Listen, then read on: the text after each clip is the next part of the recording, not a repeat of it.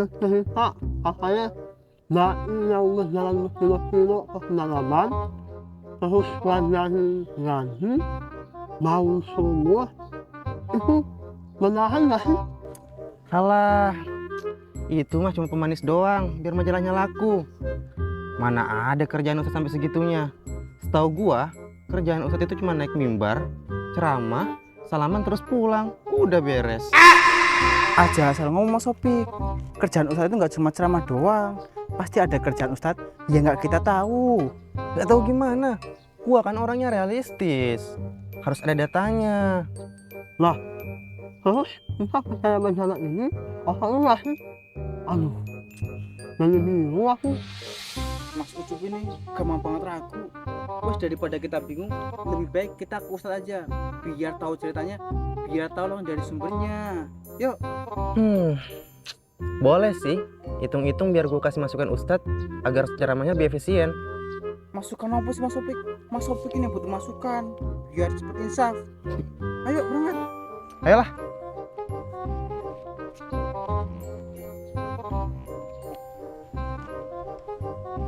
Assalamualaikum Ustadz. Waalaikumsalam warahmatullahi wabarakatuh. Silakan.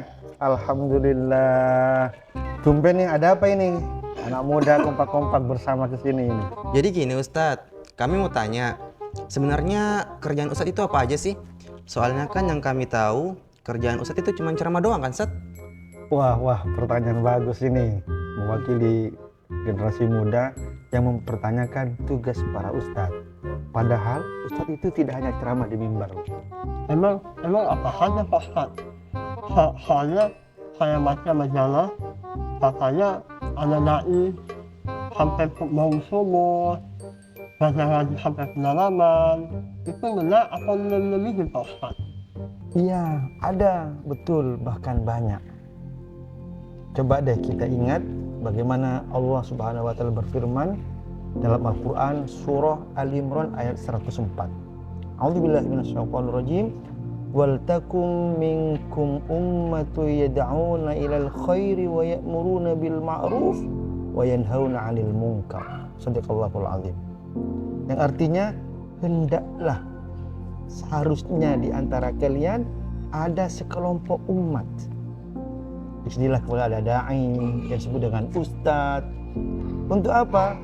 Untuk berdakwah, mengajak, menyeru kepada kebaikan. Dan kebaikan ini banyak, tidak hanya ceramah di mimbar, betul tadi juga kebaikan berupa membangun sumur, karena untuk kebaikan, mengajar ngaji, tapi juga wayanhauna 'anil munkar, mencegah perkara-perkara yang mungkar. Dan ini butuh strategi. Kemungkaran jangan sampai ditumpas, malah muncul kemungkaran yang baru. Disitulah peran dai harus mendampingi masyarakat, sehingga tidak hanya di mimbar. Nah, benar itu. Jadi Ustadz itu kerjaannya banyak, harus serba bisa ngajar, bisa mediasi, bisa membantu orang susah. Betul. Bahkan ustadz itu atau dai itu hadir di tengah-tengah masyarakat, memberikan rahmat, kasih sayang, manfaat yang terbaik buat mereka. Sehingga Rasulullah SAW bersabda, khairun nas anfa'uhum linnas. Sebaik-baik manusia, termasuk kita, bahkan ustadz dai itu adalah yang memberi manfaat kepada manusia yang lain. Sehingga ustadz itu harus kehadirannya dirasakan oleh mereka. Kalau mereka butuh belajar ngaji, ustadz harus mengajarkan ngaji. Butuh sumur, bagaimana ustadz memperjuangkan menghadirkan sumur di sana. Kalau ada konflik keluarga, masyarakat, kelompok, ustadz juga hadir di tengah-tengah mereka, memberikan solusi. Itulah rahmat, itulah manfaat. Bahkan seandainya masyarakat untuk lebih baik ibadah kepada Allah, tapi kemudian perutnya lapar, ustadz juga bisa menghadirkan, memberikan makanan kepada mereka. Bahkan pakaian pun ustadz harus bisa menghadirkan, sehingga dakwahnya itu betul-betul dirasakan. Rahmatan lil alamin, bahkan bermanfaat bagi mereka. Jadi tidak hanya di mimbar, itulah tugas ustadz, termasuk tugas kita. Tapi kan nggak sama ustadz kayak gitu. ada juga ustadz yang cuma ceramah doang kan, Ustadz? Betul. Karena memang medan dakwahnya, mad'unya itu berbeda-beda. Tapi yang terpenting, tugas ustadz itu luas. Sehingga memang kapasitas seorang ustadz, seorang da'i harus ditingkatkan. Serta harus punya kemampuan membaca apa kebutuhan masyarakat. Di mana sedang berdakwah. Di pedalaman, tentu tidak sama dengan di kota. Di masyarakat yang mungkin masih awam, tidak sama dengan masyarakat yang berpendidikan. Sehingga kalau yang memang membutuhkan ceramah, ya berceramahlah. Tapi kalau masyarakat butuh bimbingan, pendampingan, bimbing dan dampingilah mereka.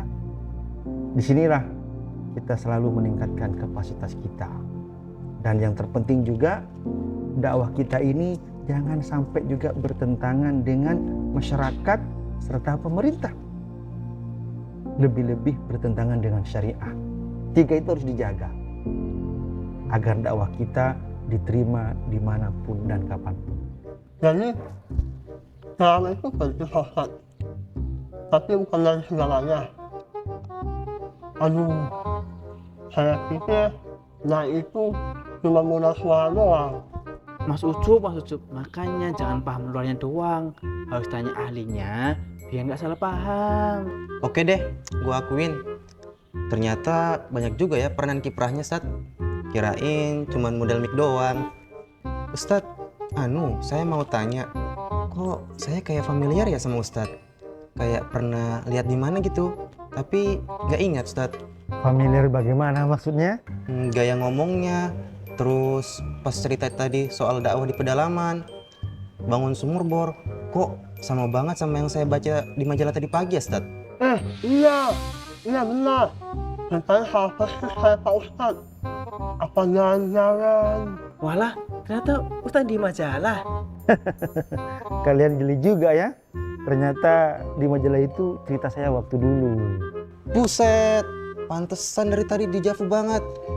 Jadi dari tadi saya ngiyel sama Ustadznya langsung. Ya Allah, maaf Ustadz. Saya pikir tadi cerita yang saya baca itu dilebih-lebihin, Ustadz. Itu nggak apa-apa, itu wajar. Karena memang belum pernah tahu prosesnya. Yang terpenting bagaimana tahu dari sumbernya. Jadi pilih saya benar dong Pak Ustaz. Tapi kok saya mau sadar ya? Mas Ucup, mesti telat paham. Gak kayak Mas Opik nih, cepet paham, meskipun sedikit. Ingat, yang terpenting dari obrolan ini, kalian lebih paham bahwa dakwah itu luas dan ilmu penting. Dan yang terpenting daripada ilmu itu diamalkan, diwujud nyatakan, bukan hanya diceritakan.